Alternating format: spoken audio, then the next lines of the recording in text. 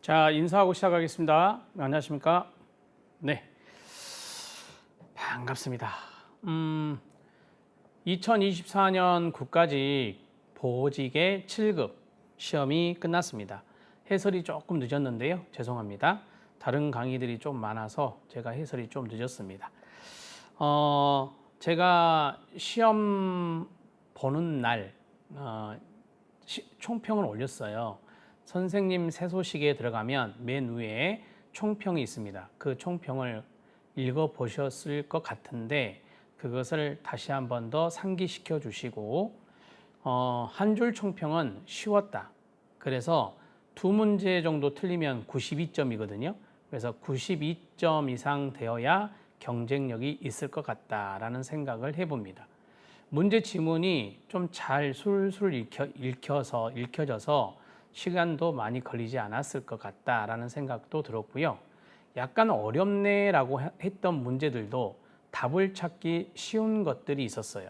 그래서 제가 92점으로 산정을 한 겁니다. 제가 강의했던 심리학 이론, 필기 노트, 그 다음에 기출, 그리고 실전 문제, 영역별 문제도 있었죠. 2024년 대비는. 그래서 그 커리만 잘 따라오셨으면 거의 만점에 가까운 점수도 받을 수 있습니다. 그건 제가 장담을 합니다. 왜냐하면 제가 그 커리를 타고 왔기 때문에, 가르쳐 왔기 때문에 제가 그렇게 말씀드릴 수 있는 거예요. 자, 해보겠습니다.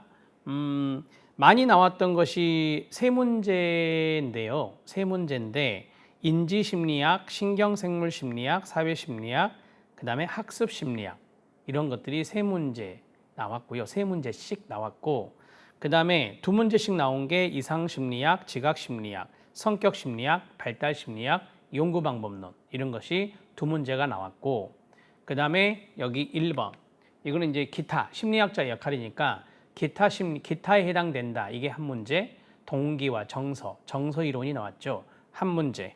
그리고 심리검사가 한 문제 나왔습니다. 미네소타 다면적 인성검사가 시험에 출제됐습니다. 자, 해보겠습니다. 1번부터 25번까지 가는데 저는 나중에 기출문제 강의할 때 좀 더 디테일하게 강의를 하고 해설이랑 같이 보면서 하겠는데요.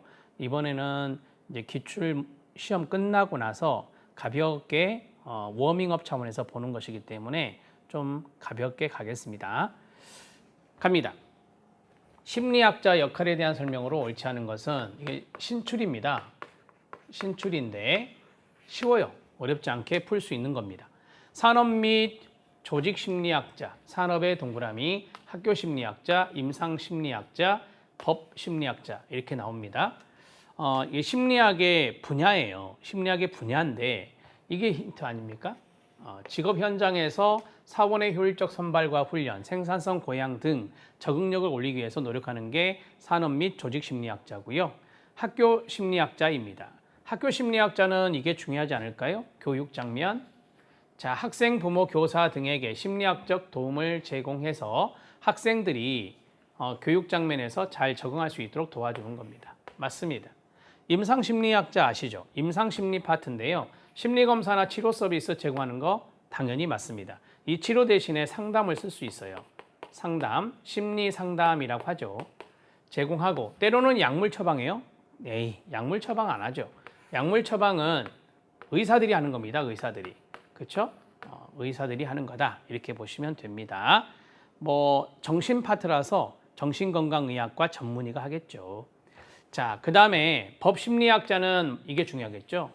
법이나 범죄와 관련된 문제에 초점을 맞추는 심리학자이기 때문에 범죄 때문에 경찰이 나오고 법 때문에 변호사가 나오고 법원이 나오는 거예요. 여기에 조언과 자문을 제공하는 역할을 법심리학자가 하는 것입니다. 되셨죠? 오케이. 답은 3번.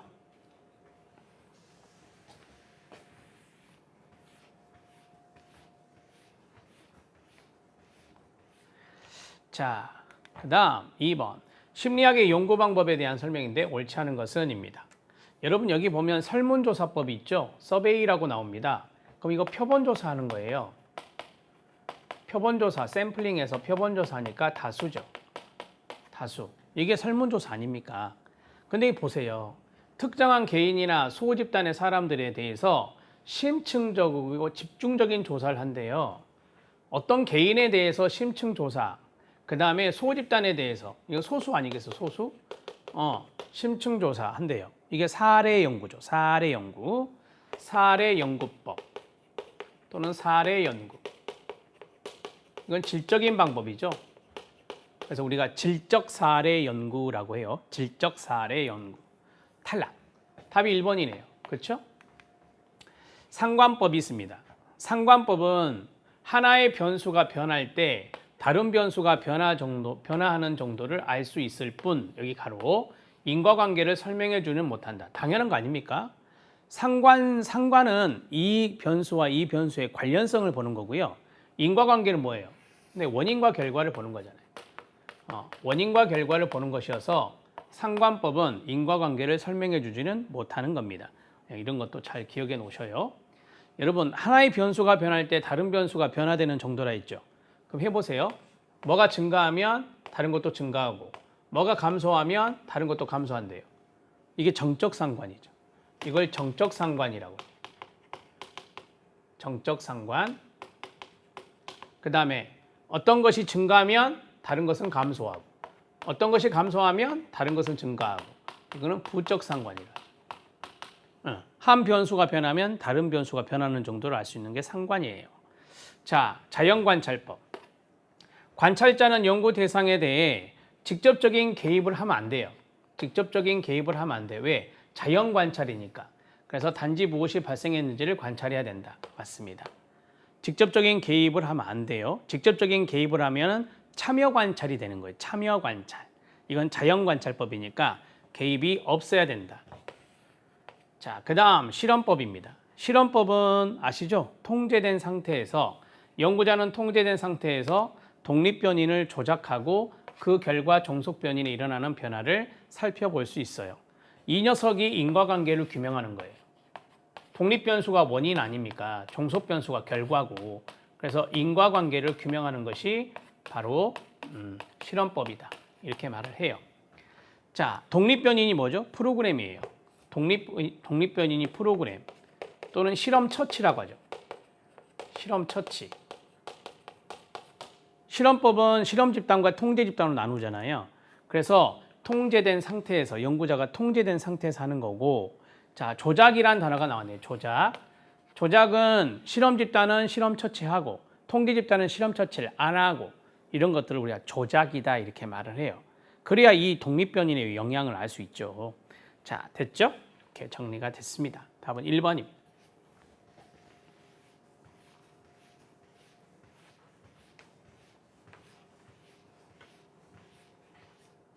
자, 3번 문제 들어갑니다. 이 문제 별표. 다음 현상을 설명하는 용어는 뭐냐? 제가 다른 지문도 설명을 해드리는 것은 나중에 기출문제 때 해드릴게요. 제가 기출문제 풀 때 선지에 있는 내용을 설명을 잘 해드렸잖아요. 거기에 뭐가 있었냐면 몇 번 나온 게 있어요. 지각항등성이란 게 나왔어요. 여기 보면 지각항등성이 있어요. 지각항등성. 우리가 그 항등성을 보니까 constancy, 일관성이다 라고 하는 거예요. 일관성이다, 불변성이다. 어떤 것을 지각을 하는 데 있어서 일관되게 불변하게 지각하는 것을 말해요. 상황이 변화됨에도 불구하고, 상황이 변하더라도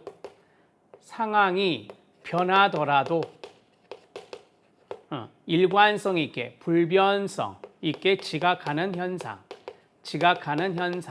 그것을 지각항등성이라고 말합니다. 자, 지각항등성이 답이 된 적이 한 번도 없어요. 그러면 이것도 신출이죠. 선지에는 나왔는데 제 기억으로 답이 된 적이 없어요. 그래서 신출입니다. 멀리 떨어져 있는 45인승 버스는 장난감처럼 작아 보입니다.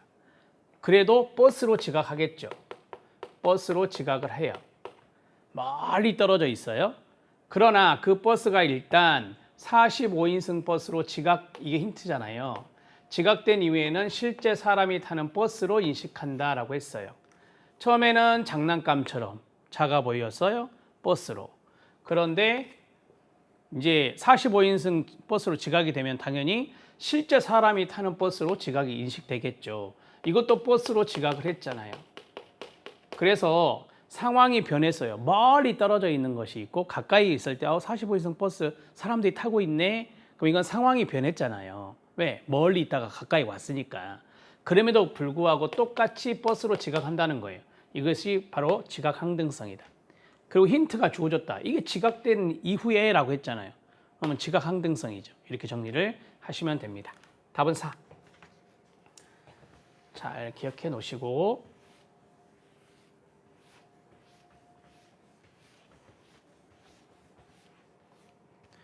자, 4번 문제. 이거 엄청 많이 했잖아요, 우리. 엄청 많이 했잖아요. 깊이 지각을 위한 단한 단서가 있다. 이걸 그림 단서라고도 한다 그랬죠. 개념을 낸 게 아니라 큰 틀에서 냈네요. 그렇죠? 자, 제가 그랬어요. 양한 단서가 있고 단한 단서가 있다. 단한 단서는 눈 하나로, 양한 단서는 두 눈으로 이제 지각하는 건데 깊이 지각을. 자, 수렴이 있습니다. 이걸 시선 수렴이라 한다겠죠? 시선 수렴. 이거 뭐예요? 양한 단서죠. 양한 단서. 그다음에 여기 망막부등이 있죠. 이 망막부등을 다른 말로 뭐예요? 양한부등이죠. 양한부등. 이거 뭐예요? 당연히 양한 단서죠. 이 두 가지가 있다니까요. 양한 단서는. 그러면은 선형 조망하고 상대적 높이가 뭐예요? 단한 단서입니다. 이게 단한 단서가 돼요. 자, 선형 조망은 그림으로 그리면 이 철기력 보시면 이게 좁아졌을 때, 이게 좁아졌다 그러잖아요. 좁아졌을 때 멀리 있게 보이죠. 멀리 지각한다. 멀리 있는 것으로 지각한다. 이게 뭐예요? 선형 조망입니다. 그 다음에 상대적 높이가 있어요. 상대적 높이는 이것도 제가 말씀드렸잖아요. 자, 상대적 높이가 어떤 게 높아요? 이게 높죠. 이게 멀리 있는 것처럼 보이죠. 상대적 높이니까. 상대적 높이니까. 이게 멀리 지각되는 거예요. 멀리 있는 것으로 지각된다. 이렇게 정리하시면 돼요. 니은 디귿 두 가지입니다. 답은 3번. 4번 문제 들어갑니다. 잘 풀리죠? 5번. 다음 사례 2단계를 설명하는 용어는 뭐냐? 2단계 별표. 2단계를 보면 개의 타액 분비 반응이 B와 유사한 소리인 A와 C에서도 나타났대요. 가장 결정적인 힌트가 유사한.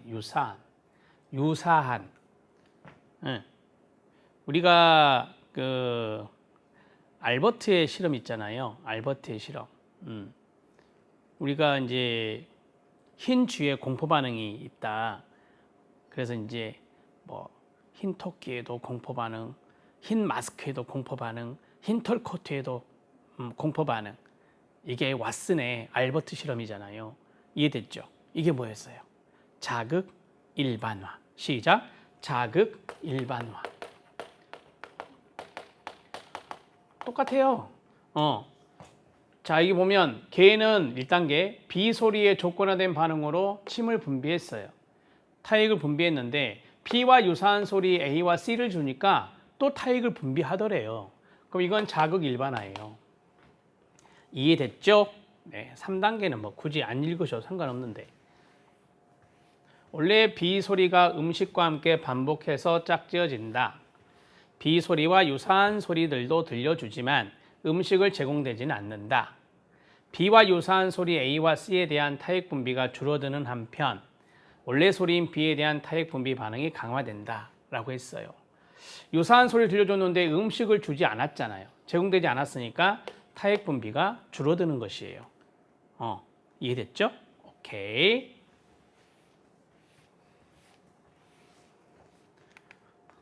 답은 일반화, 자극 일반화. 정확히 말하면 자극 일반화. 이렇게 정리가 됩니다. 자,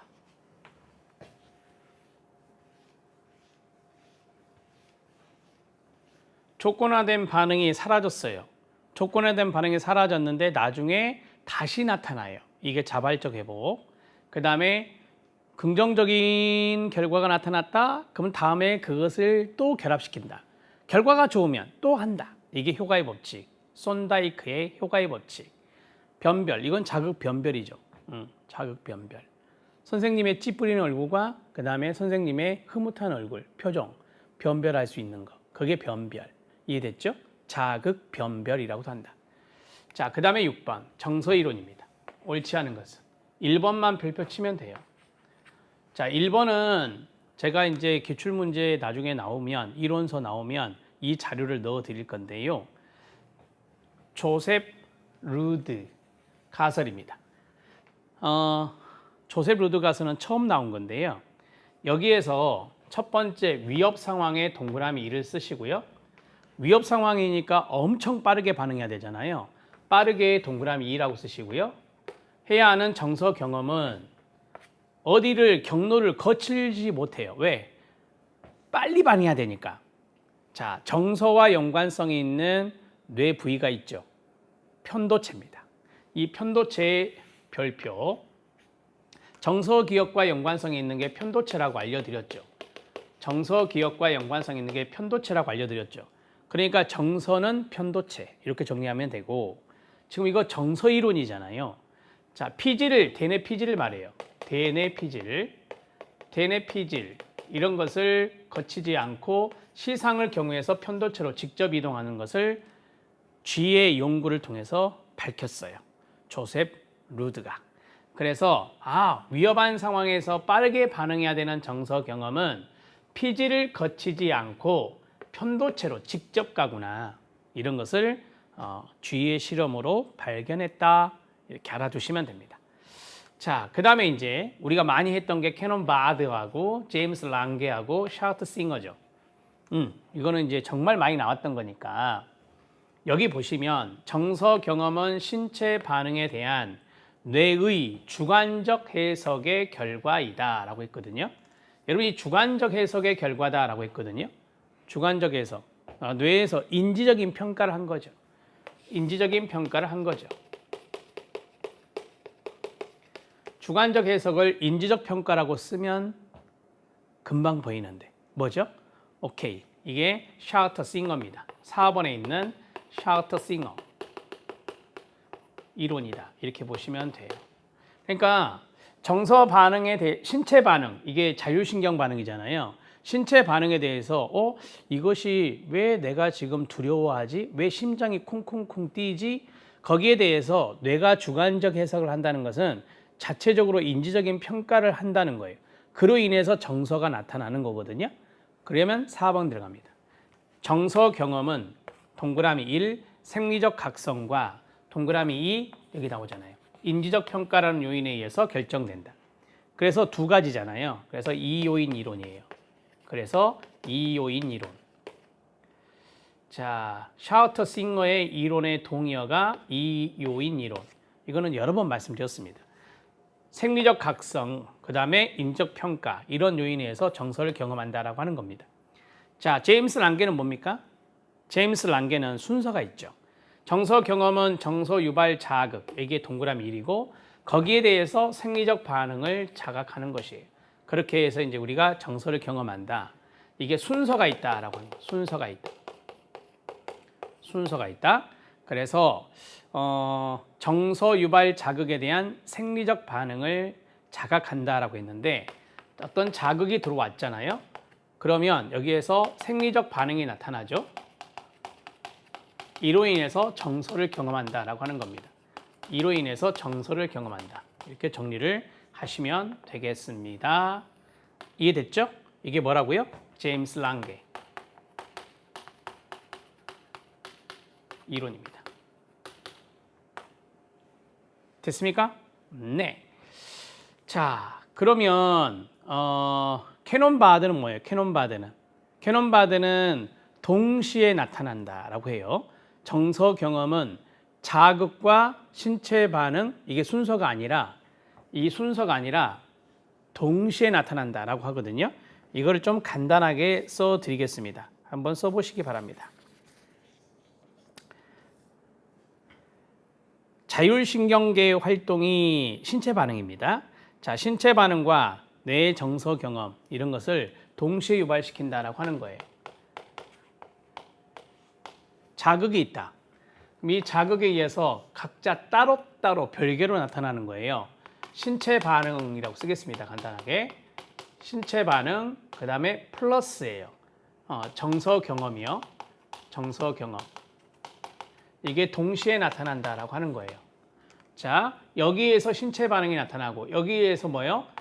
여기에서 정서 반응이 나타나는데 이게 동시에 나타난다라고 이야기하는 것이 캐논바드입니다. 캐논바드 이론 이렇게 정리를 간단하게 하시죠. 자, 캐논바드가 있어서 근데 이게 답이잖아요. 틀린 거. 캐논바드까지 설명을 해드려야 되겠죠. 답은 2번입니다. 나중에 이론이나 기출문제에서 조셉 루드가설 제가 논문에 있는 내용을 찾았거든요. 그래서 그 내용을 실어 드릴 테니까 꼼꼼히 읽어보시되 이게 핵심이에요. 이게 핵심이라고요. 자, 7번입니다. 부모 양육 유형이 나왔습니다. 부모 양육 유형. 여러분 우리가 이 권위주의 그 다음에 권위적, 허용적, 방임적 네 가지가 있는데 이거를 말하신 분이 바움린드입니다. 바움린드. 자, 바움린드가 말한 비의 태도인데 부모의 양육 태도를 말해요. 부모의 양육 태도를 말해요. 이게 네 가지가 있어요. 자, 이게 이제 사례인데요. 먼저 이것부터 하겠습니다. 가장 좋은 게 뭐냐? 권위적 유형입니다. 요 두 녀석은 달라요. 자, 쉽게 말하면 이건 독재입니다. 독재. 독재형이에요. 독재형. 이건 민주형이라 해요. 민주형. 자, 우리가 이제 이계적이란 말이 있거든요. 이계적, 이계형. 날개 이자에 사랑의 자를 써서 이계형이라고 합니다. 이거는 방임형이 되겠죠. 말 그대로 방임형. 근데 바움린들은 이걸 나눌 때 애정하고 통제하고 이 두 가지를 봤어요. 애정의 정도, 부모가 자녀에게 주는 애정의 정도와 통제의 정도를 봤거든요. 그러면 OX로 해볼게요. 여기는 애정이 없어요. 통제만 있어요. 민주형은 둘 다 있어요. 그래서 좋은 거예요. 가장 바람직한 거예요. 가장 바람직한 거예요. 이계형이 있어요. 애정만 있어요. 통제 없고요. 이거는 둘 다 없어요. 그래서 방임형이에요. 방임적 유형. 이렇게 정리하면 끝. 됐죠? 오케이. 이제 이거 쉽게 풀 수 있어요. B는 자녀의 요구에 민감하게 반응함과 동시에라고 했잖아요. 그 다음에 자녀에게 확고하고 일관된 원칙을 제시해요. 이게 통제예요. 이게 뭐겠어요? 애정이죠. 애정. 자녀의 요구에 민감하게 반응해 준다고요. 자녀에게 따뜻해요. 지지적이죠. 의견을 존중하는 모습을 보여줘요. 상당히 민주적인 부모네요. 그죠? 오케이. 그래서 답은 2번이다. 권위적과 권위주의적은 다르다. 꼭 기억해 놓으세요. 자, 정리가 됐고 답은 2번입니다.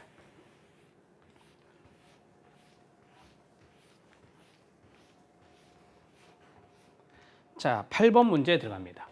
설득 기법이 나왔습니다. 사례입니다. 보시면 사후 가정 사고 우리가 어떤 부정적인 결과가 나왔을 때 부정적인 결과가 있을 때 후회하는 경우가 있잖아요. 그것이 이렇게 됐으면 더 좋은 결과가 나왔을 건데 이런 것들 이게 사후 가정 사고다 이렇게 보시면 돼요. 여러분들도 모의고사 점수가 잘 안 나왔다. 그러면 이걸 좀 더 이 부분을 공부를 좀 했으면 점수가 더 좋았을 텐데 이게 이제 사후 가정 사고라고 합니다. 자, 그다음에 머리부터 들이밀기. 이게 뭔지 아세요? 문전박대입니다. 문전박대 기법이라고 알고 있죠. 그 다음에 문간에 발 들여놓기예요. 이거는 문간에 발을 먼저 들여놓는 겁니다. 이 두 가지는 서로 반대예요. 자, 머리부터 들이밀기는요. 처음에 큰 욕을 하는 거예요. 나중에 작은 욕을 해주면 들어주겠죠. 설득이 되겠죠. 문간에 발 들여놓기는 처음에 작은 욕을 해요. 나중에 큰 욕을 해요. 그래서 반대라고 제가 말씀드렸죠. 초두요가는 뭐예요? 맨 앞에 있는 것, 맨 앞에 있는 것을 잘 기억하는 것을 초두효과라고 합니다. 자, 한번 보죠. 여러분, 설득기법이라고 했잖아. 그럼 설득기법이면 2번 아니면 3번이겠죠. 1번하고 4번은 설득기법 아니에요. 자, 앞으로 갑니다. 한 사이비 종교의 신도 모집자들은, 여기가 중요하겠죠. 처음에 간단한 설문에 참여해 달라고 사람들에게 접근해서 간단한 정보를 얻습니다. 답 말씀하세요. 문간에 발 들여 놓기입니다. 신도 모집자들은 설문에 응한 사람에게 차 한 잔을 권하고 나중에는, 여기 별표, 처음과 나중 나오잖아요. 취미활동이나 인생 토론을 하는 편안한 만남에 초대를 합니다. 취미활동이나 인생 토론을 하는 만남. 조금 더 큰 요구를 하고 있죠. 이런 만남을 거듭하며 이들을 참석자에게 노래나 모임이나 교육 등 다양한 활동에 동참해달라고 권유합니다. 더 어려워졌죠. 나중에는 더 긴 수련 과정이나 헌금을 요청합니다. 이게 이제 큰 요구가 되는 거죠. 순서대로 하면 이게 1번, 이게 2번, 이게 3번, 이게 4번이 되는 거예요. 이러한 과정을 따라가던 참석자들은 어느새 열정적인 신도가 되어간다. 문간에 발 들여놓기입니다. 답은 3번. 되셨죠? 오케이. 9번. 근본 귀인 오류, 펀더멘탈. 기본적 귀인 오류로 많이 하셨던 거. 기본적 귀인 오류나 근본 귀인 오류나 똑같은 말. 해당하는 것을 찾아라 라고 했습니다. 제가 많이 드는 사례가 뭐였죠? 지하철이 고장났습니다. 그래서 친구가 늦었습니다. 상황이 있었음에도 불구하고 너는 항상 성향이 늦어 라고 뭐한다? 판단해요. 제 시간에 온 친구가. 그게 바로 기본적 귀인 오류라 그랬죠. 그와 연관된 걸 찾으시면 되는데 2번 보세요. 시작. 다른 사람의 행동에 대해 상황은 과소평가하고 성향은 과대평가하는 경향을 말한다. 이게 답이죠. 상황이 있음에도 불구하고 상황은 과소평가해. 성향을 과대평가하는 거죠. 기본적 귀인 오류. 시험에 많이 나왔습니다. 자, 행위를 야기할 만한 여러 가지가 이유가 있을 때 행위자의 내적 성향, 여기 있잖아요. 행위자의 내적 성향으로 귀인하는 경향이 증가하는 것을 말합니다. 증가하는 것을 말한다. 자, 그래야 여기 기본적 귀인 오류가 되겠죠. 행위를 야기할 만한 여러 가지, 아까 지하철 사고요. 지하철 사고로 인해서 행위가 뭐였어요? 지각, 약속 장소에 늦게 온 거. 그게 행위자의 내적 성향, 이거 성향 아닙니까? 행위자의 내적 성향으로 귀인하는 경향이 증가되는 것을 근본 귀인 오류라고 해요. 자, 어떤 행동의 결과가 좋으면 자신의 성향에 귀인하고 결과가 나쁘면 상황에 귀인하는 것을 말한다. 이 자신이란 말이 힌트가 되죠. 자기 고향 편향 들어보셨나요? 자기 고향 편향, 자기 고향 편견이라고도 하는데요. 이것과 연관성이 있다라고 보시면 돼요. 자, 결과가 좋아. 그럼 내 탓이. 결과가 안 좋아. 그러면은 타인 탓이. 이게 상황이잖아요. 그래서 결과가 좋았어요. 결과가 좋으면 자신의 성향에 귀인한다. 자기 고향 편향. 결과가 나쁘면 상황에 귀인하는데 이 상황에 타인이 있을 수 있죠. 나 아니면 다 상황이니까. 자, 이렇게 해서 유사한 것을 뽑아 드렸습니다. 다른 사람의 행동은 성향적인 요인에 귀인하는 반면 자신의 행동은 성향적인 요인이 다른 사람의 행동이고, 자, 내가 행동은 상황적인 요인에 귀인한다. 내로남불 아시죠? 이게 행위자 관찰자 편향입니다. 행위자 관찰자 편향입니다. 내로남불 이렇게 정리하시면 돼요. 내가 행위자일 때와 내가 관찰자일 때를 말하는 거죠.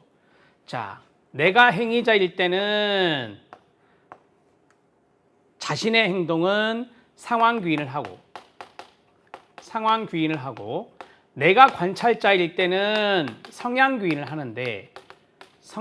하는데 이건 자신이고 이건 타인인 거죠. 그게 정리하는 거예요.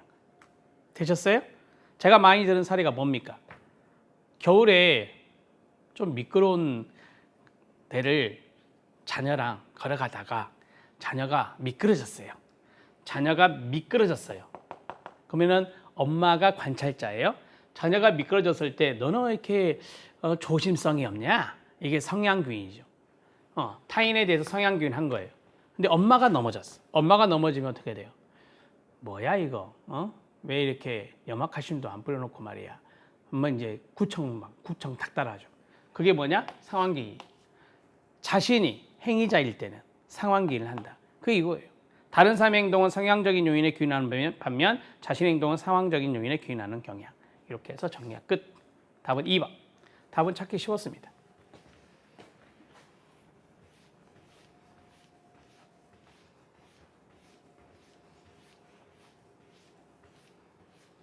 자, 10번. 기억에 대한 겁니다. 옳지 않은 것은인데요. 도식이란 사람이나 대상이나 사상이나 상황에 대해 조직화된 신념이나 지식, 이런 것을 스키마, 도식이라 하죠. 뭐 이런 것을 이해하는 틀이에요. 이런 것을 이해하는 틀.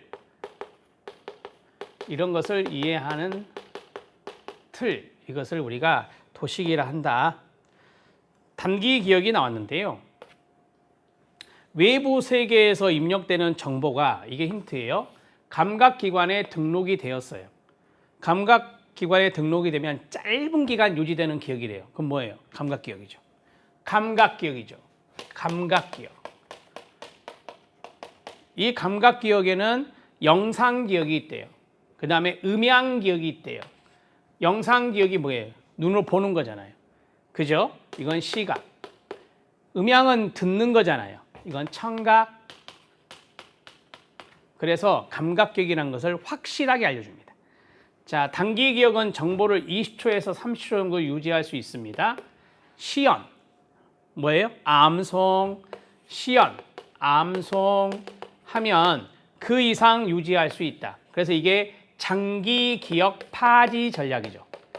장기 기억 파지 전략에 암송이 있어요. 가장 기본적인 거. 맞습니다. 장기 기억의 정보를 인출할 때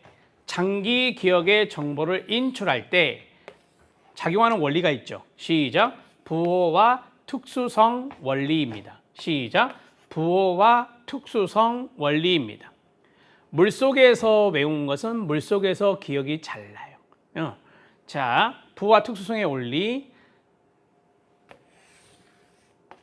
부호화할 때 단서가, 부호화할 때 단서가 있을 거 아닙니까?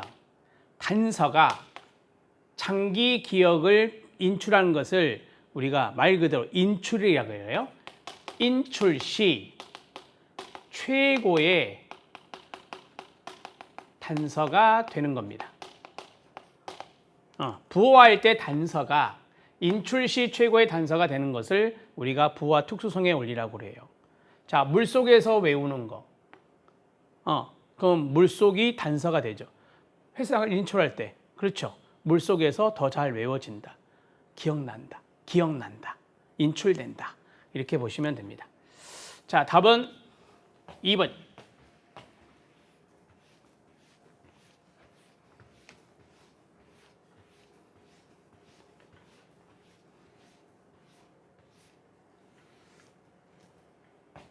자, 그 다음 11번입니다. 타당도가 나왔네요. 이거 많이 나온 건데요. 어디가 가장 중요하죠? 여기요. 이미 타당도가 입증된 유사한 검사. 그럼 뭐예요? 공인된 거죠. 공인된 거예요. 공인된 거. 새로 개발한 지능검사 도구의 타당도를 평가하기 위해 이미 타당도가 입증된 유사한 검사 결과의 상관을 확인하는 거 공인 타당도입니다. 공인 타당도입니다. 동의어가 동시 타당도, 공존 타당도, 공존 타당도라고 합니다. 자, 이 녀석은 그렇습니다. 준거 타당도 중에 하나입니다. 준거 타당도 중에 하나다. 이렇게 말할 수 있어요. 답은 1번입니다. 자, 구성 타당도는 개념 타당도입니다. 개념 타당도. 심리검사에 각각의 하위 개념이 있잖아요. 빅5, 외, 호, 성, 개신, 외양성, 호감성, 성실성, 개방성, 경험 개방성, 그 다음 신경증. 이 5가지가 하위 개념이잖아요. 그 하위 개념이 이론이 있을 거 아니에요. 그 이론의 틀에 맞춰서 이게 문항으로 잘 구성되었냐? 그게 구성 타당도. 자, 이거는 전문가의 판단이 중요하다고 그랬죠? 전문가가 판단해 보는 거예요. 이 설문 내용이 타당한가를. 안면 타당도. 이거는 수검자의 판단이죠. 수검자의 판단이죠. 이걸 일반인이라고 하는데요. 일반인이라고 하는데 전문가는 아니에요.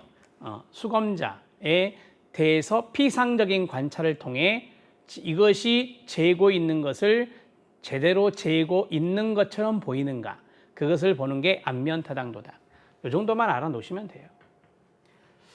자, 12번 들어갑니다. 답은 1번이었습니다. 12번. DSM-5 TR은 수정판이라는 거예요. 수정판. 텍스트 리비전. 수정판이라고 하는 것이고요. 분류한 성격장애 중에 군집 C에 속하지 않는 것은 군집 A, B, C. 이거 시험에 이미 나왔었죠. 요 3가지가 C군입니다. 이건 A군이에요. 편집성 성격장애는 A군이다. 자, 모두 A, 답은 4. A, B, C가 있죠. 오케이. 편, 조, 형성, 이렇게 외우세요. 그 다음에 자, 연, 반, 경, 이렇게 외우세요. C, 회, 의, 강박, 이렇게 외우세요. 자, 여기에 3가지가 있고 여기에 4가지가 있고 여기에 3가지가 있어서 성격장애는 모두 10가지입니다. 성격장애는 모두 10가지입니다. 자, 듣기만 하세요.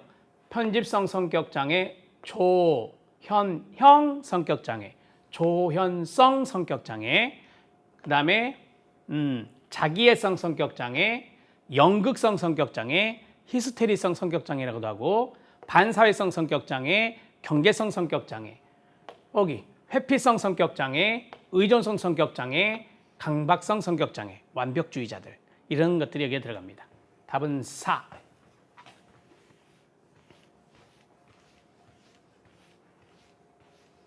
(13번) 들어갑니다. 다음 사례의 영화를 설명하는 에인스워스의 애착 유형이죠. 이거 시험에 많이 나온지 아시죠? 자, 애착 유형이 안정애착, 바람직한 거죠. 회피애착, 안 좋은 겁니다. 저항애착, 안 좋은 겁니다. 혼란애착, 안 좋은 겁니다. 여기 혼란애착은 회피애착하고 플러스 저항애착이 같이 나타나는 것을 말합니다. 회피애착과 저항애착 같이 나타나는 건데, 자, 이거는 에인스워스의 다음 학자들, 제자들, 그분들이 나눈 것이고요. 자, 이 3가지 중에 하나가 되겠죠. 에인스워스의 애착 유형은 3가지니까 그렇게 정리할 수 있습니다. 자, 어렵지 않습니다. 보시죠. 영아는 겉으로 평온하고 순한 아이로 보일 수 있습니다. 양육자가 있을 때 영아와 양육자 간에 이게 중요 상호작용이 거의 나타나지 않는답니다. 무관심이네요. 아이가 엄마한테 관심이 없어요. 영아는 양육자가 방을 떠났을 때, 돌아왔을 때 감정의 큰 변화를 경험하거나 불안해하지 않습니다. 이게 동그라미 2. 장난감에만 집중합니다. 엄마한테는 무관심하네요. 뭐예요? 회피애착입니다. 자, 됐어요? 답은 2번 이렇게 정리할 수 있고, 자, 저항애착이 있죠. 이걸 양가애착이라고 그랬죠. 양가애착 생각나시죠? 왜 양가냐? 분노감도 있고요.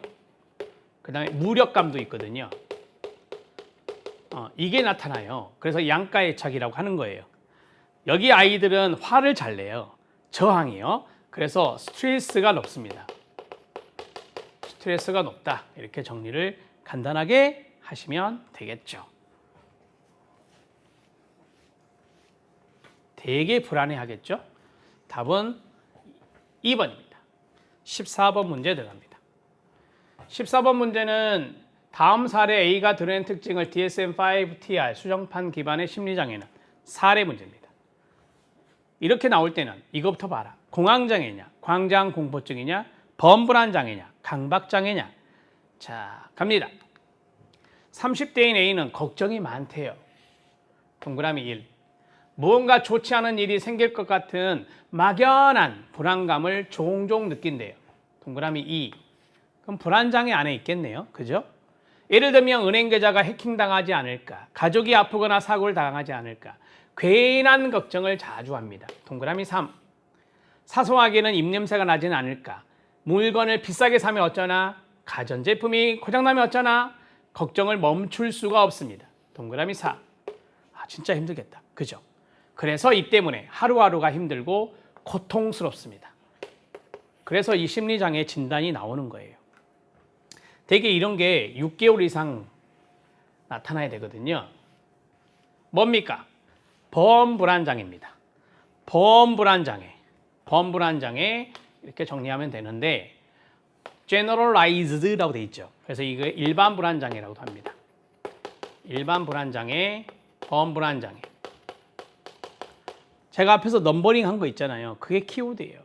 범불안장애, 일반 불안장애 정리해 놓으시면 돼요.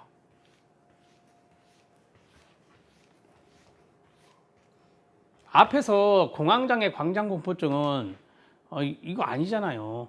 공황장애도 아니고 광장공포증, 뭐 이렇게 사람들이 많이 있는 곳에서 이 공포감을 느끼고 그런 건 없었잖아요. 그 다음에 강박은 완벽주의고. 자, 답은 3. 15번입니다. 자, 이거는 패스팅거, 레온 패스팅거의 실험입니다. 자,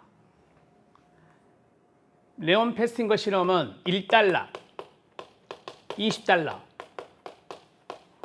실험에서 이렇게 했는데 여기는 1,000원, 여기는 5만 원 이렇게 했거든요. 패스팅거 하면 생각나는 게 뭐예요? 인지부조화죠. 인지부조화. 두 조건의 실험 참가자들에게 지루한 단순 과제를 잠깐만요. 여기에 별표. 단순 과제를 30분 동안 반복하게 한 다음에 차례를 기다리는 다른 참가자에게 실험이 참 흥미로웠어 라고 이야기한다면 대가를 지불하겠다고 했습니다. 이때 A조건의 참가자에게는 1,000원을 주고 B조건의 참가자에게는 5만 원을 제공했습니다. 상당히 많이 줬네요. 이후 이 참가자들에게 실제로 그 과제가 얼마나 재미있었냐고 질문한 결과 A조건이 B조건보다 더 과제가 재미있었다. 여기 박스 응답했답니다. 이게 안 맞잖아요. 지루한 단순 과제인데 재밌었다, 흥미 있었다 이렇게 말한단 말이에요. 이게 뭐죠? 인지부조화. 이걸 인지부조화라 해요. 이걸 인지부조화다 이렇게 정리하면 돼요. 알았죠? 심리적인 불편감이 있을 거 아닙니까? 지루한 단순 과제를 30분 동안 반복했는데 이것이 흥미로웠다, 재밌었다 이야기한다면 인지부조화가 되는 것이죠. 답은 3번이 된다. 이렇게 정리하시면 돼요. 제가 말씀드렸던 지루함과 재밌었다 이걸 정리하면 됩니다. 알았죠? 오케이. 저는 술을 끊고 싶은데 술을 마시고 있어. 이게 인지부조화예요. 전 담배를 끊고 싶은데 담배를 피고 있어요. 인지부조화예요. 이런 게 간단한 사례가 됩니다. 그러면 이제 심리적으로 불편감이 있을 거 아니에요. 그 불편감을 그렇죠. 이제 좀 줄이려고 노력을 인간이 하게 되겠죠. 구체적인 것은 다음에. 자, 사회적 촉진. 사회적 촉진은 쉽게 말할게요. 자, 혼자 달릴 때보다 옆에 있을 때 더 수행을 잘하는 거. 옆에 있을 때 누가 같이 달려주잖아요. 그러면 좋아지는 거. 이런 것이 이제 사회적 촉진이라고 하죠. 그 다음에 집단 극화. 어떤 토론을 했는데 보수적인 사람은 더 보수적이 되고 진보적인 사람은 더 진보적이 되는 거예요. 그래서 극화가 되는 거예요. 극화. 이해됐죠? 동조는 뭐 아시죠?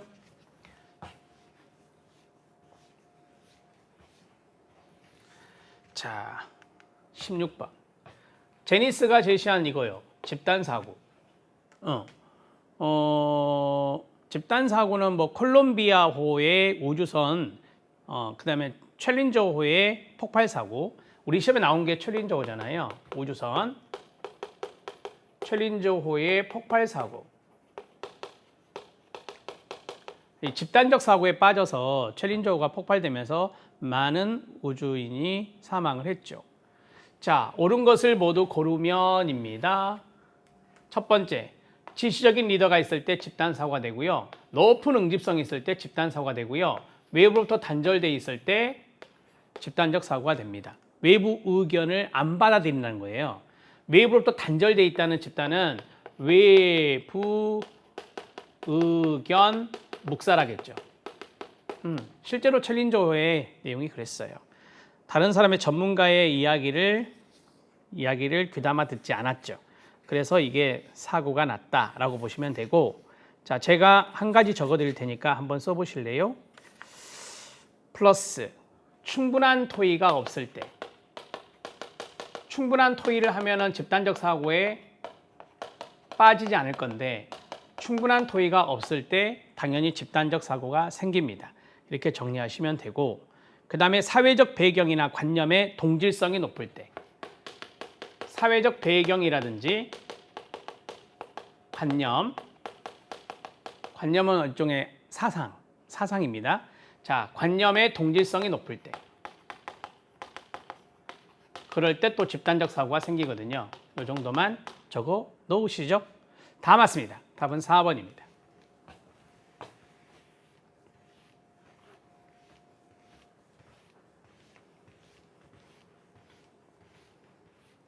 자, 17번입니다. 다음 사례에 관한 설명으로 옳지 않은 것은입니다. 여러분, 사례 문제에 대비하셔야 돼요. 우리 보직 7급은요. 물론 군무원도 심리학이 있어요. 군사정보직 7급에 심리학이 있는데 거기도 사례 문제가 잘 나와요. 제가 나중에 이제 기출문제 계속해서 이런 보신 분 아시겠지만 앞에는 군무원 기출, 저번에 군무원 2024년 것도 풀어드렸잖아요. 이 뒤에는 보직 2024년까지 기출. 그래서 기출 문제가 풍성해요. 알았죠? 네, 사례 많겠죠? 풀어보시면 됩니다. 이번에도 사례가 한 10문제 정도 나왔던 걸로 기억하는데요. 자, A는 강아지가 종소리를 듣고 침을 흘리게 하기 위해서 고전적 조건 형성의 시험 문제네요.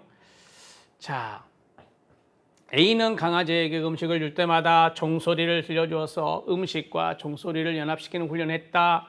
그래서 강아지는 종소리만 듣고도 침을 흘리는 현상이 나타났다. 이게 조건 반응이라고 배웠어요. 자, 어렵지 않아요.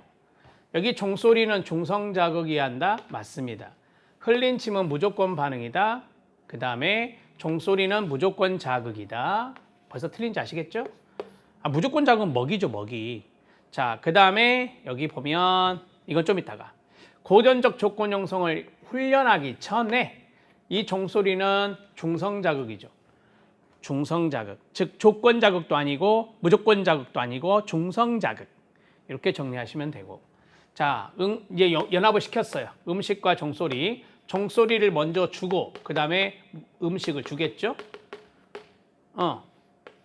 연합하기 전에 음식에 대해 흘린 침은 뭐가 돼요?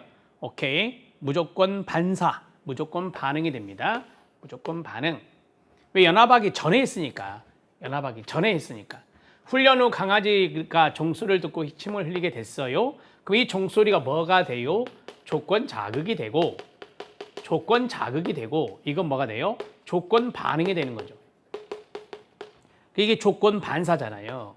그래서 종소리는 무조건 자극이 아니고요. 조건 자극이에요. 조건 자극이다. 이렇게 정리하시면 됩니다. 그 다음 고전적 조건 형성이 성공했어요. 그리고 나서 계속해서 음식을 제공하지 않았대요.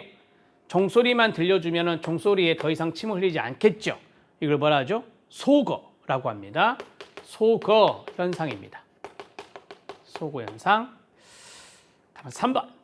쉽죠? 네.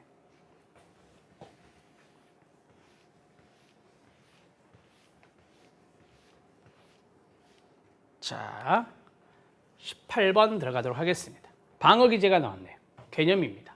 자아 방어 기제에 대한 설명으로 옳지 않은 것은 부인은 인정하지 않는 거예요. denial. 인정하지 않는 거예요.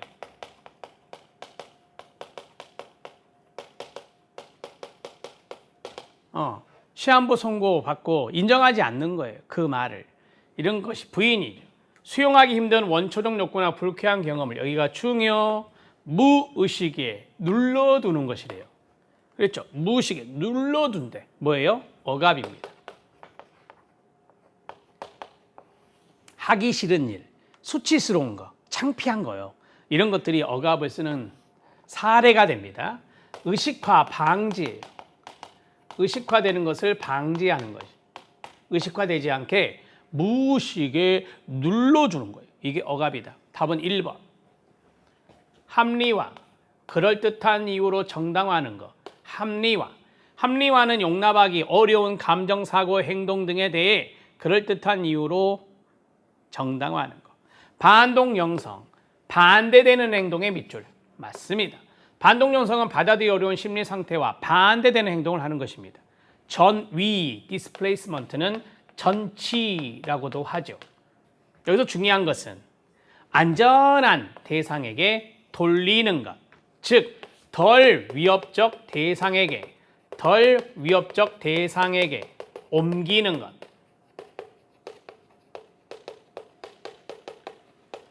자신의 감정이나 욕구를 위험한 대상에게 표출하지 않고 안전한 대상에게 돌리는 것. 문은 꽝 닫고 나가는 것. 문에 화풀이 하는 것. 이런 것들이 대표적인 전치입니다. 답은 1번.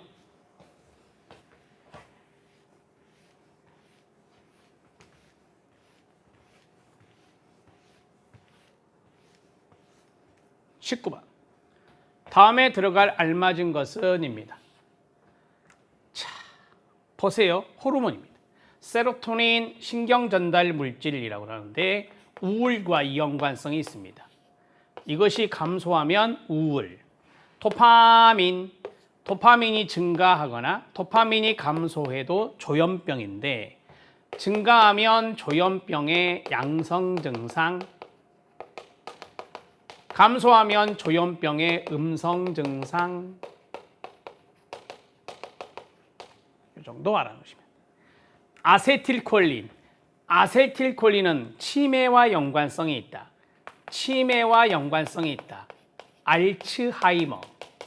알츠하이머병과 연관성이 있다. 콜티솔은 부신 피질에서 분비되는 호르몬이다. 스트레스 호르몬이에요. 이렇게 정리하시면 돼요. 스트레스, 답은 4.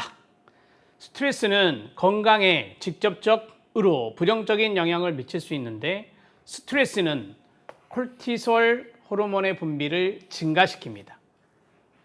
스트레스에 저항해야 되니까. 이 호르몬은 혈당을 높이고 투쟁 혹은 도피, 싸울 거냐, 회피할 거냐 이건데 이것과 연관성 있는 것이 교감신경계입니다. 교감신경계가 투쟁, 도피 반응의 신경계입니다.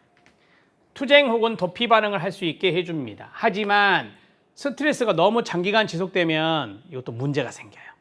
콜티솔 호르몬이 과다 분비되겠죠. 부정적인 정서 반응을 유발하고 면역 기능도 약화돼서 건강에 부정적인 영향을 줄 수 있어요. 이랬죠. 아주 좋은 호르몬인데 장기간의 스트레스에 노출되면 한계가 있죠. 그래서 부정적인 영향을 줄 수 있습니다. 답은 4, 콜티솔입니다.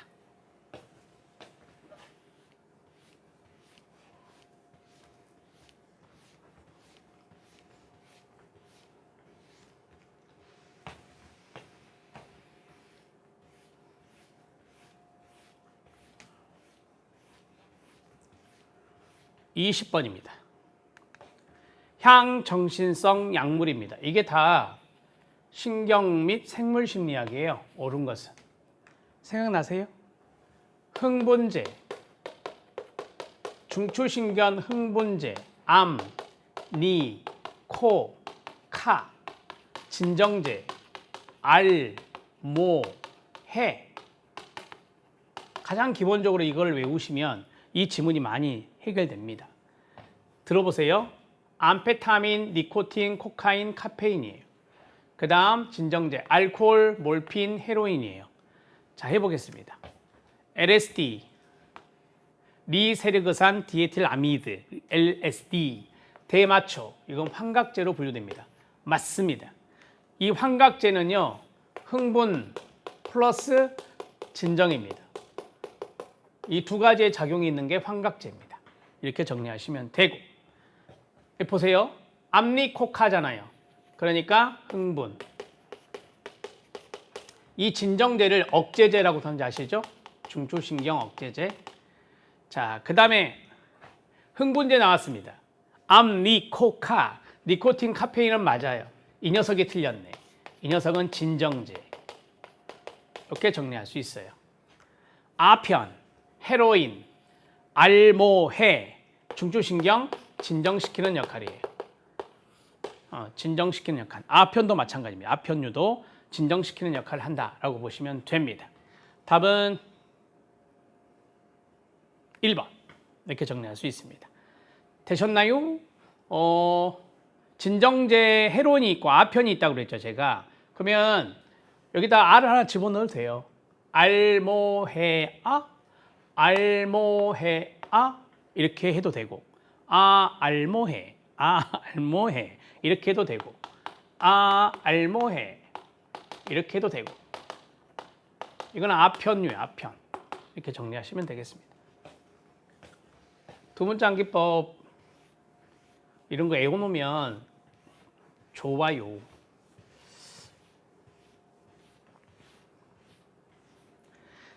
자, 정리가 됐죠? 20번까지 했습니다. 20번까지 했고, 이제 나중에 해설 좀 장황하게 잘 써 드릴 거니까 한번 읽어 주세요. 21번입니다. 이거 별표. 옳은 것은. 이게 조금 지엽적으로 나와서 약간 어려웠던 문제이기도 해요. 그런데 제가 이론 때 말씀드린 게 있어요. 렘 수면이요. 렘 수면은 봐봐요. 꿈 수면인데 생생한 꿈을 꾸는 거예요. 렘 수면은 여기 있잖아요. 렘. rapid eye movement. 급속 안구 운동 수면 단계거든요. 이게 역설적 수면이라고 그랬잖아요. 역설적 수면. 자, 뇌파가 깨어있는 상태예요. 뇌파가 깨어있대요. 그거와 유사하지만 근육이 이완돼 있어요. 그래서 역설적 수면이라고 그래요. 이때 꿈을 꿔요. 그래서 꿈 수면이에요. 답이 1번이네요. 제가 렘 수면 이거 정확하게 말씀드렸잖아요. 근육이 이완되고 꿈을 꾼다. 그래서 역설적 수면이라고도 한다. 이렇게 말씀드렸어요.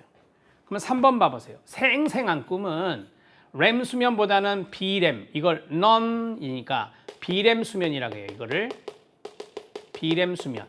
이건 렘 수면. 렘 수면보다는 비렘 수면 단계에서 주로 나타나는 게 아니라 렘 수면 단계에 더 나타나죠. 그래서 이건 탈락. 1번하고 3번이 연동돼서 같이 가면 좋고요. 그 다음에 비렘 수면의 단계는 3단계로 구분하는 사람도 있고 4단계로 구분하는 사람도 있는데 저희 4단계로 구분하셨어요. 출제위원이. 3에서 4단계에서는 1단계와 2단계보다 여기서 끊어야 되겠죠. 뇌파의 크기가 작고 파동이 빠르다라고 했는데요. 자, 2번 별표 치시고요. 비렘 수면 1단계, 2단계, 3단계, 4단계로 출제위원이 구분했어요. 그런데 어떤 교재에는 1단계, 2단계 이걸 합쳐가지고 들어보셨죠? 서파수면이라고. 서파수면. 서파. 슬로우 웨이브. 슬로우 웨이브. 그래서 이거는 딥 슬립. 아주 깊은 수면을 자는 건데요. 깊은 수면이 이때 나타난다라고 보시면 됩니다. 자, 이렇게 해서 나눌 수 있다니까요. 자, 그럼 여기 보시면 뇌파의 크기가 작고 파동이 빠르대요. 이건 서파예요, 서파. 슬로우. 그럼 어떻게 해야 되느냐? 뇌파의 크기가 크고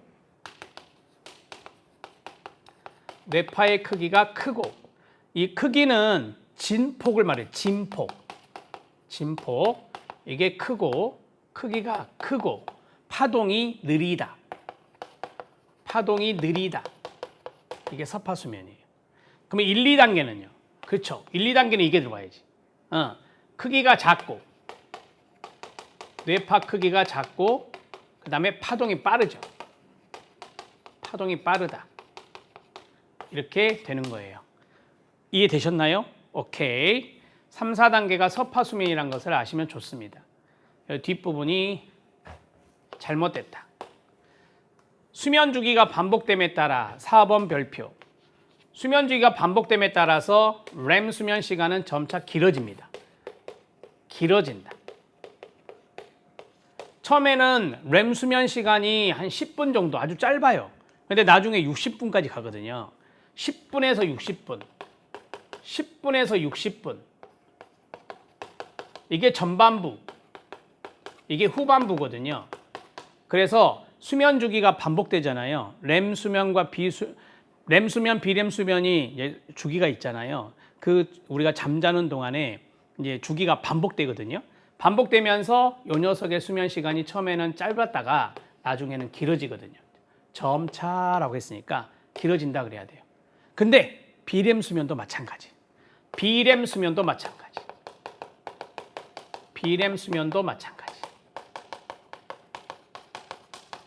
이렇게 정리하면 돼요. 자, 답은 1번. 이런 거 이제 답이 좀 쉽게 찾아져서 다행입니다. 자, 여기에서 렘 수면, 비렘 수면. 우리가 8시간을 잘 때 렘 수면과 비렘 수면의 퍼센트가 있어요. 이게 훨씬 더 많아요. 80%고요. 여기는 20%. 80대 20으로 보시면 됩니다. 아셨죠? 오케이. 답은 1번.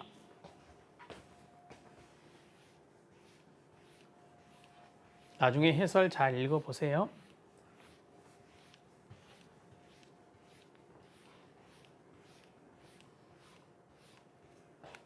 (22번) 아, 이거 진짜 잘 내요. 9까지. 안전벨트 나왔네. 그 뭐예요 이거? 부적 강화다. 안전벨트 나오면 부적 강화다 그랬잖아요. 이게 4개 딱 들어가 있잖아요. 부적 강화 1번하고 4번에 있죠. 훨씬 쉬워졌네요. A는 자동차 안전벨트를 착용하지 않았을 때 짜증스럽게 들리는 경고음을 피하기 위해서 안전벨트를 뭐한다? 착용한다. 반응이 증가됐네요. 반응이 증가됐으니까 강화가 되죠. 경고음을 피한다. 혐오물을 피한다. 그럼 부적이 되죠. 그래서 부적 강화가 돼요. B의 늦은 귀가가 잦아지자 B 부모는 B가 좋아하는 야식을 2주간 금지시켰어요. 좋은 걸 안 줬네요. 늦게 귀가하는 것이 사라졌어요. 반응이 감소했으니까 쳐버리죠. 쳐버려. 이게 벌 준 거잖아요, 지금. 자, 좋아하는 야식을 2주간 금지시켰대요. 강화물을 뭐 했다? 제거했다. 부쩍 쳐버리네요. C는 고풍스러운 옷을 입고 출근합니다. 그 옷이 멋있다고 동료들이 부러워하네요. 좋은 거네요. 그 옷을 입고 출근한 날이 많아지고 있다. 증가하고 있으니까 강화죠. 좋은 것을 받았어요. 정적이에요. 정적 강화. 그 다음에 D는 수업 시간에 떠들고 장난이 심해요. 벌 줘야 되겠네요. 이에 선생님이 D에게 일주일간 방과 후 화장실 청소를 시켰어요. 안 좋은 것을 시켰어요. 그러니까 정적이고 안 좋은 것을 줬잖아요. 정적이잖아요. 일주일 후 D는 수업 시간에 더 이상 떠들고 장난하지 않게 되었다. 반응이 감소됐으니까 쳐버리네요.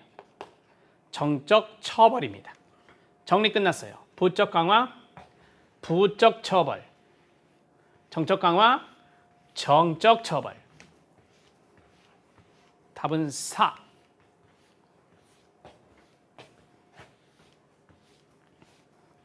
국가직 진짜 이런 거 좋아하는 것 같아요. 많이 나왔어요.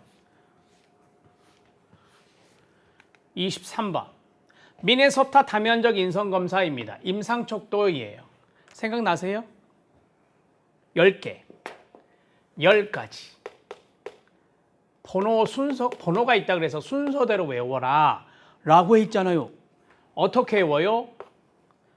건, 우, 태, 반, 남, 편, 강, 조, 경, 내. 번호 말면 이거 바로 해결해요. 1, 2, 3, 4, 5, 6, 7, 8, 7입니다. 7, 8, 9, 0이라고 했죠. 자, 그럼 봐요. 1번 척도 7이래요. 그러면 이거죠, 이거. 척도 7, 강박증. 척도 7이 강박증. 이렇게 정리할 수 있습니다. 자, 보세요. 그러면 척도 7 강박증, 척도 7 편집증, 땡. 척도 9가 나왔네. 척도 9가 뭐죠? 여기 경조증. 척도 9는 경조증, 하이퍼매니아, 경조증, 땡. 그 다음에 반사회성, 9, 땡. 답은 1번. 번호만 알면 돼요. 번호만 알면 이거 풀 수 있는 거죠. 오른쪽에 있는 개념은 맞아요. 오른쪽에 있는 개념은 맞는데 앞에 있는 게 틀렸다라고 보시면 됩니다. 자, 이해되셨죠? 오케이. 그 다음에 영어가 있는데 강박증이 있어요. 이게 PT라고 하고요. 그 다음 편집증이 있죠. 편집증은 한번 써보시기 바랍니다. 편집증은 PA. 자, 여기다 쓸게요. 오답 노트는 해야 되니까. 1, 2, 3, 4, 5, 6. 척도 6. 척도 6. PA. 자, 그 다음에 우울증. 두 번째 있잖아요. 디프레션이니까 척도 2. D. 그 다음에 여기 반사회성. 척도 4. 반사회성은 PD. 이렇게 해서 끝. 자, 오른쪽에 있는 개념은 빨리 읽겠습니다. 강박증, 강박적 특성, 두려움과 불안, 자신의 능력에 대한 의심, 불행감, 주의 집중 문제를 평가하는 척도다. 그 다음에 여기 편집증, 대인관계 민감성 의심, 도덕적 자기정당화, 다른 사람에 대한 불평등, 편집증적 특성을 평가하는 척도다.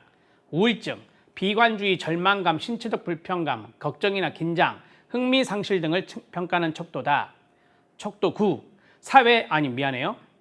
반사회성, 사회적 도덕적 규범 무시 경향, 가정 문제, 사회적 소외, 삶에 대한 만족감 결여 등을 평가하는 거다. 이거 오른쪽은 다 맞아요. 앞에 있는 거랑 임상척도에 여기에 해당되는 우리가 보통 장애라고 하잖아요. 이 장애와 이 개념은 맞는데 여기 있는 요 대목이 잘못된 것이 3개 있었네요. 답은 1번입니다.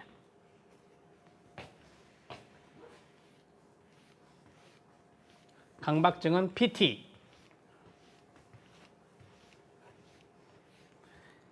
자, 24번.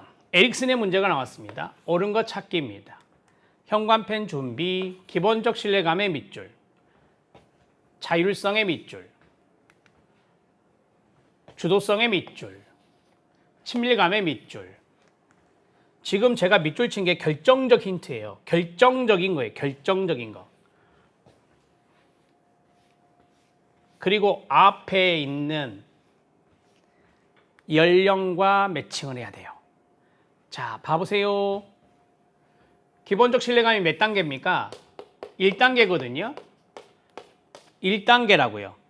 1단계가 생후 1세가 아니고 0세에서 1세가 되겠죠. 이게 1단계죠. 요 녀석은 2단계예요. 자, 그 다음에 여기 자율성이 있죠. 자율성 몇 단계예요? 2단계예요. 그럼 여기 아니죠. 여기가 만 1세에서 3세가 나와야 되는 거예요. 자, 지문 읽을게요. 생후 0세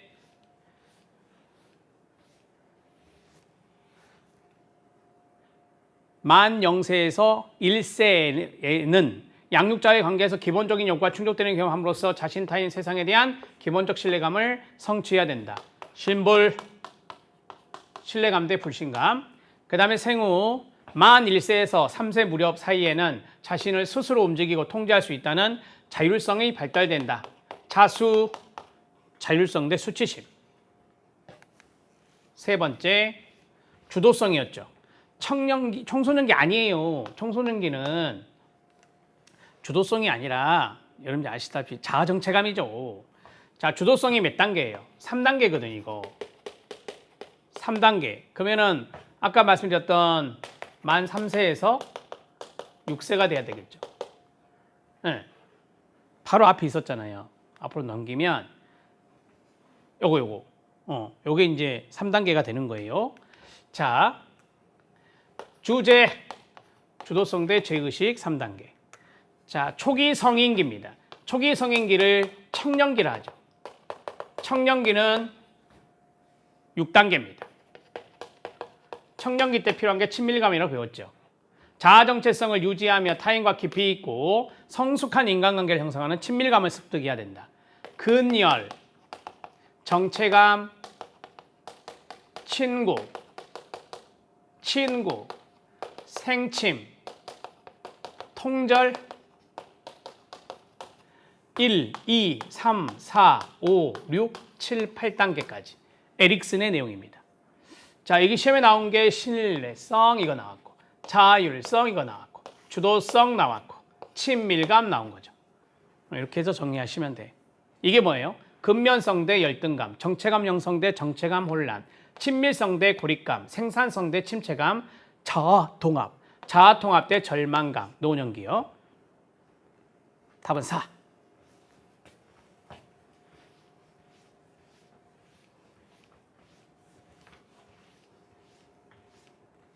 자, 마지막 25번 문제입니다. 기억의 유형입니다. 우리 엄청 연습했는데 맞죠? 외연기억, 암묵기억, 의미기억, 일화기억. 생각나요? 오케이. 절차기억. 이런 것들이 나온 거예요. 사례. 엘리베이터를 탔을 때 친구가 항상 쓰는 향수 냄새가 나는 순간 자동적으로 이 힌트야. 자동적으로 친구가 떠올랐대요. 그럼 이거 암묵기억. 자동적은 무의식이잖아요. 무의식. 여기서 정확히 더 말하면 아니 암묵기억 안에 조건화가 있고 그 다음에 점화가 있고 그 다음에 절차기억이 있잖아요. 이거 점화죠.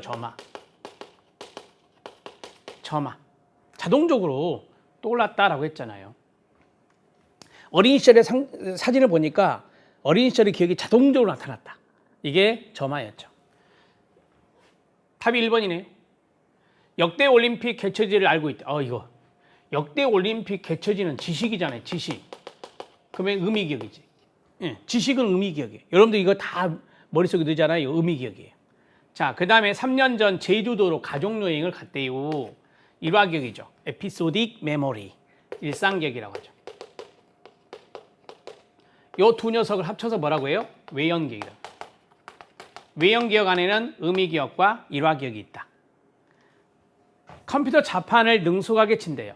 컴퓨터 자판을 능숙하게 친대요. 운전을 능숙하게 한대요. 자전거를 능숙하게 탄대요. 이게 뭐죠? 절차 기억이에요. 연습을 통해서 습득된 절차 기억이에요. 이해됐어요? 네, 자전거 타기. 우리 시험에 이거 나왔죠. 운전하기, 수영하기. 이런 것들은 연습을 해야 돼요. 연습을 해서 습득을 해야 되거든요. 컴퓨터 키보드도 마찬가지죠. 그래서 절차 기억이 돼요. 자, 여기 안무 기억. 여기까지만 정리하고 마무리하겠습니다. 안무 기억에는 세 가지가 있다. 첫 번째, 시작. 절차 기억. 점화. 조건화. 조건화는 이제 공포, 불안 이런 거죠. 이런 걸 조건하다 이렇게 이야기합니다. 자, 끝났어요. 답은 1번이에요. 자, 어떠셨습니까? 좀 수월했죠? 많이 어렵지 않았어요. 2023년보다 더 쉬웠던 것 같습니다. 그래서 내년을 준비하시는 분들은 조금 어려울 수도 있어요. 그러니까 조금 지역적인 것도 좀 보면서 여러분들이 정리했으면 좋겠고, 또 하나는 사례 문제가 많이 나오니까 기출에 있는 사례는 기본적으로 터득을 하셔야 되고요. 그 다음에 제가 나중에 모의고사나 이런 거 드리면 그 문제집에 있는 거 사례도 봐주시기 바랍니다. 자, 여기까지 했고, 그다음 2024년 시험 보신 분들은 이번에 꼭 합격하셨으면 좋겠고, 2025년을 대비하는 분들은 내년에 빠른 합격 기도하고 함께 노력하겠습니다. 수고하셨습니다.